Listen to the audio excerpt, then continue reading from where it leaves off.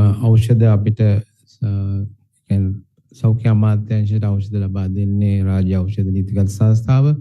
ඕන් තමයි වාර්ෂිකව ටෙන්ඩර් ඉදිරිපත් කළා. ඒ ටෙන්ඩර් වලින් ටෙන්ඩර් කරුවන් සිලෙක්ට් කරලා ඉවර වෙලා ඉන්නේ මාරේ ලියාපදිංචි ඖෂධ නියමිත ක්‍රමවේදය මාර්ගයෙන් ඔවුන්ගේ සියලුම ස්පෙસિෆිකේෂන්ට අනුකූලව තමයි අපිට MSD එක ලබා දෙන්නේ. ඉතින් මම හිතන්නේ මෙම ඖෂධයත් ඒ විදිහට ගෙනාපු ඖෂධයක්. ඒ නිසා මම මේ පිළිබඳව විස්තර SPC එක පැත්තෙන් මම හිතන්නේ මම සම්පත්තුමට ආරාධනා කරනවා ඒ පිළිබඳව විස්තරය සැකෙමින් ඔබ වෙත පාල කරන්න කියලා.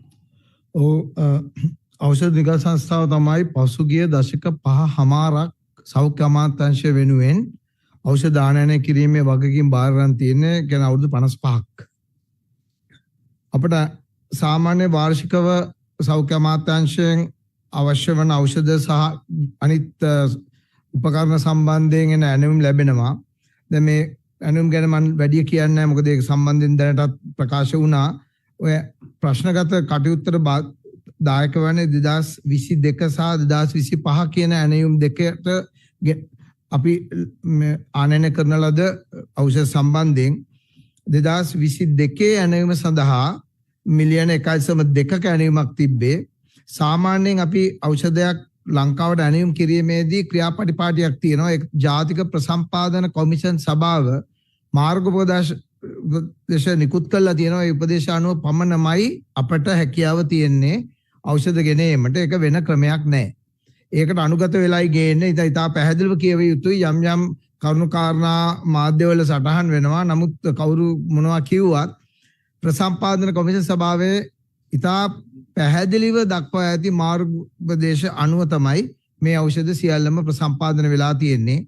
දැන් 22 ඕඩරේට අදාළ ඖෂධ මිලියන 1.2ක් ආනයනය කිරීමේදී ඒක ඒ මිලියන 1.2 ලංකාවට ඇවිල්ලා තියෙන්නේ ඇත්තටම මේ 2009 ජුලයි සහ අප්‍රේල් මැයි සහ ජුලයි කාලය තුල තමයි ඒක ලංකාවට ලැබිලා තියෙන්නේ. සාමාන්‍යයෙන් අපි ඖෂධයක් ආනයනය කරනකොට ඒ ඖෂධය ඊට පෙර වසර ගණනාවක් ලංකාවට ඒ සැපීම් කරවා ආනයනය කර නැතිනම් විශේෂ කොන්දේසියක් යටත් වෙනවා. ඒ තමයි ආනයනය කිරීමට ප්‍රථම ඒ ප්‍රසම්පාදන ක්‍රියාවලියේදී ඒ අය ඒ සම්බන්ධයෙන් මේ පරීක්ෂණාගාර වාර්තාවක් ඉදිරිපත් කළ යුතු වෙනවා. මේ සම්බන්ධයෙන් 22 සඳහා ප්‍රී-ෂිප්මන්ට් සාම්පල් එකක් ඇනලයිස් කරලා අපිට ලබා දීලා තිබෙනවා. ඒක සම්මත ඒකේ ගැටසීම ගැටලුවක් වෙලා නැහැ. සාමාන්‍යයෙන් අපි කියන WHO ප්‍රී ක්වොලිෆයිඩ් ලැබ් එක ටෙස්ට් කරන එක ඒකේ කිසිම ගැටලුවක් තිබිලා නැහැ. ඒ අනුව තමයි ඒ සියලුම කාරණා සැලකිල්ලට ලබාගෙන තමයි මේ ඖෂධය ආනයනය කිරීම සඳහා වන අවසර ලබා දී තිබෙන්නේ. ඊට පස්සේ 2025 අපේ ඇණවුම ලැබිලා තියෙන 2,50,000කට ඒ 2,50,000 ඇණවුමත් අපිට ඩිලිවර් වෙලා තියෙන ඇත්තටම නොවැම්බර් මාසයේ 2025. දැන් කිව්ව පරිදි තව 80,000ක් විතර මයිදන් ප්‍රමාණයක් තමයි මේ සියලුම බැචස් වලින් දැනට ඉතුරුලා තියෙන්නේ.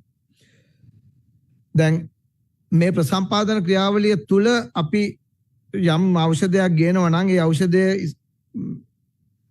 ප්‍රකාශ කළ පරිදි ඒ සඳහා වන පිරිවිතරයන් තියෙනවා සහ ගෝලීය සම්මත තත්ත්ව සාහිතික ක්‍රමයක් තියෙනවා. ඒ අනුව USP නැත්නම් ඇමරිකා එක්සත් ජනපදයේ සම්මත වන USP ස්ටෑන්ඩඩ්ස් අනුව තමයි මේ බැචස් 4ම මේ ඩ්‍රග් එකේ ගෙනල්ලා තියෙන්නේ.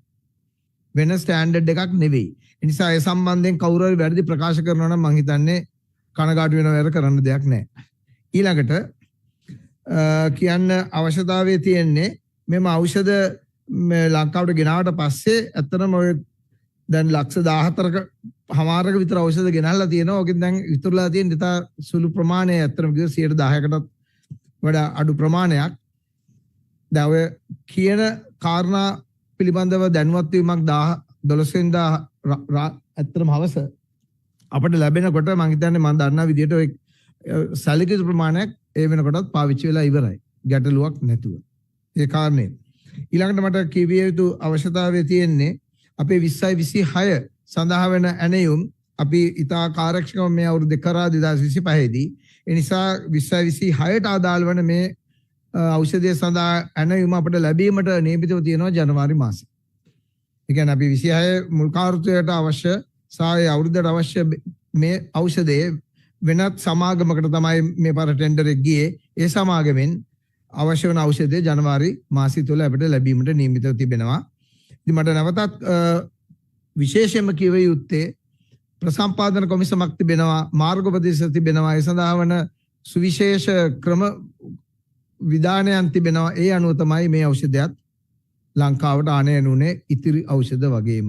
බොහොම ස්තුතියි. වාර්තා පළවල තියෙනවා අපි දැක්කා මේ වත්මන් සෞඛ්‍ය ඇමතුමාගේ සෞඛ්‍ය ඇමතුමා ගෙන්නපු ඖෂධ තෝගයක් තමයි මේ සිද්ධියට මුහුණ දීලා තියෙන්නේ කියලා ඔබතුමාලා තහවුරු කරනවා. දැන් අපි දැනගන්න ලැබුණේ 2021 ඕඩර් කරපු එකක් කියලා.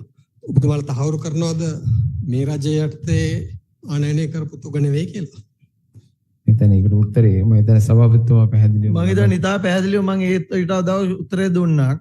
මේක ඇමතිවරු හෝ රජයන් මත නෙමෙයි ඖෂධ ආනයනය ලංකාවට සිද්ධ වෙන්නේ. ඒක ඉතාම පැහැදිලිව තේරුම් ගත යුතුයි. සෞඛ්‍ය අමාත්‍යාංශයක් විතර කාර්යභාරයක් තියෙනවා. අවුරුද්දක් පාසා අවශ්‍ය වාර්ෂික සැපයීමට අදාළ වන වාර්ෂික ටෙන්ඩරය මේ ප්‍රසම්පාදනය කිරීම සඳහා ඖෂධ සංස්ථාවට ලබා දීම. ඒ අනුව ඒන එක අනුව ඒ අදාළ කාර්යය වෙනවා ප්‍රසම්පාදන කමිටු කාර්ය අනුව 22ට අවශ්‍ය වෙන 22 ටෙන්ඩර් එකක් ගියා, 25 ටෙන්ඩර් එකක් ගියා. 25 ටෙන්ඩර් එක එන්නේ 24. 25ට අවශ්‍ය නම් බෙහෙත් එක 24 තමයි අවශ්‍ය මේ ප්‍රමාණය එන්නේ. මොකද අඩුම තරමින් මාස 11ක විතර කාලයක් දැනට යනවා ඕඩර් එකක් දාලා බෙහෙත් ටික නැත්නම් ඖෂධ ටික රටට එන්න. ඒක තමයි ක්‍රමයේ ඖෂධ ක්‍රමවේදය එහෙමයි. අපිට ඕන වෙලාවට ගිහලා කඩවලින් බෙහෙත් අරන් එන්න බෑ. මැනුෆැක්චරර් කරන්න මැනුෆැක්චරින් ප්ලාන්ට්ස් වලට ලොකු කාලයක් යනවා. ඒ නිසා විවිධ මත හදන්න හැදුවට තේරුම් ගන්න මේක සෞඛ්‍ය අමාත්‍යාංශයේ කාර්යභාරයක් විදිහටයි මේක යන්නේ. ඒක ඉස්සරත් එහෙමයි දැනුත් එහෙමයි.